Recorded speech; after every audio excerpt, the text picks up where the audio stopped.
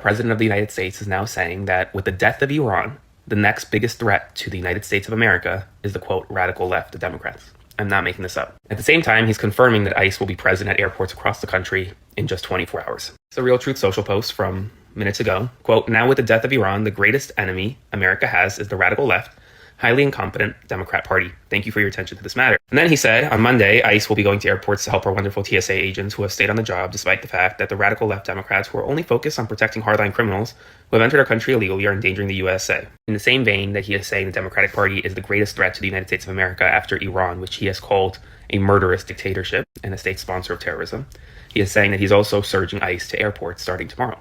So, while Trump keeps claiming to be a Christian, but he's more than likely not given the information, that's for another video, and virtue signaling to us believers, I'm going to hold him to the standard of one. And ever since he invaded Iran, his rhetoric has gotten a lot more dangerous.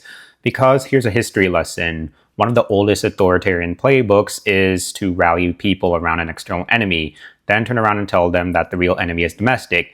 He also scapegoated political opponents, the press, and minority groups. What I just described was Nazi Germany. It scapegoated a lot of internal enemies, it vilified dissenters, and it created a culture where people were taught to fear and hate whoever stood in the way of the movement. It's so much like today's us versus them culture. Even the Holocaust Museum documents how propaganda prepared ordinary people like you and me to tolerate violence by framing targeted groups as threats from within Germany. Now, I'm not saying history is identical. I'm saying the rhetoric is following a deeply dangerous pattern. Militarism abroad, scapegoating at home, and constant demonization of opponents. Encyclopedia Britannica even notes that fascist movements tend to elevate authoritarian leadership, militant nationalism, and the crushing of the dissent. Today, it's the Democrats. And as Christians, this should all bother us because Jesus was not the warlord that the Pharisees wanted. A lot of people wanted a Messiah that would crush Rome, dominate enemies, and restore power by force. But Christ came without any of that. He came with truth, sacrifice, mercy, and a kingdom not built on fleshly conquests. That's unfortunately why so many Christians today are falling for this. They don't want Jesus of the gospel. They want a strong man who punishes the people they already resent.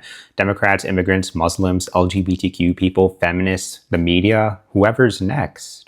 So if someone you care about is still on that train, rebuke them calmly, show them love, show them the real Jesus Christ. Also set boundaries with toxic or hostile people, because even Jesus told the apostles to flee if they were being persecuted by the town. Remember, Trump thrives on misinformation and outrage.